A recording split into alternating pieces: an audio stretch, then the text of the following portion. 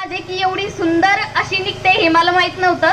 आणि आपल्या समाजामध्ये कुठेतरी असं आहे की समाज जागा नाहीये किंवा त्याला असं पुढे येण्यासाठी कोणी प्रोत्साहन देत नाही। आणि या निमित्ताने संदेश यात्रेच्या निमित्ताने जर हे सगळं होत असेल तर यापेक्षा मोठी बाब आणखी कोणतीच नाही। आणि सगळ्यात महत्त्वाचं म्हणजे आज माझ्याकडे आभार प्रदर्शन करण्यासाठी आलेला आहे। तर त्याआधी मी अहिल्यादेवीविषयी थोडंसं बोलते।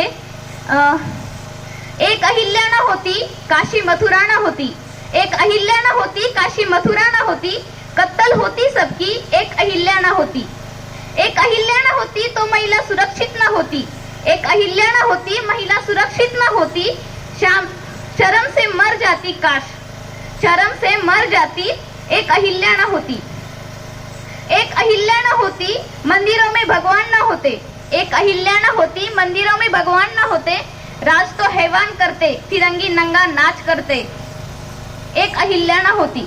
कश्मीर से कन्याकुमारी तक ना शिकायत न शक, कश्मीर से कन्याकुमारी तक ना शिकायत न शक, दान धर्म की तो पुकार न होती अगर एक अहिल्या न होती, अगर एक अहिल्या न होती। धनगरों में बुलंदी न होती इज्जत तो हमेशा रोती, धनगरों में बुलंदी न होती इज्जत तो हमेशा रोती, फिर कैसे जन जागृति होती एक अहिल्या न होती, एक अहिल्या न होती। और कहीं न होती एक अहिल्या न होती, एक अहिल्या न होती।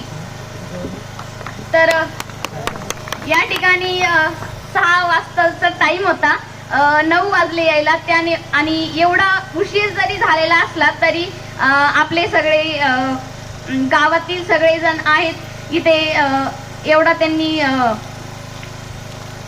वाट बघितली अहिल्या मातेची इथे, आणि त्याबद्दल मी सर्वांचे आभार व्यक्त करते। आणि या ठिकाणी जे अहिल्या संदेश यात्रेतून जे आलेले आहेत, जे महान लोक आहेत, आता महानच आहेत ते, अहिल्या संदेश यात्रा घेऊन आलेत म्हणजे ते महानच आहेत, त्यांचेही खूप खूप आभार। आणि या ठिकाणी वेळात वेळ काढून जे जे इथे उपस्थित झालेत, आणि इथले जे कलाकार आहेत ज्यांनी कार्यक्रमाला 4 चांद लावलेत, त्यांचेही खूप खूप आभार। आणि समाजप्रिय बांधवांचेही खूप खूप आभार।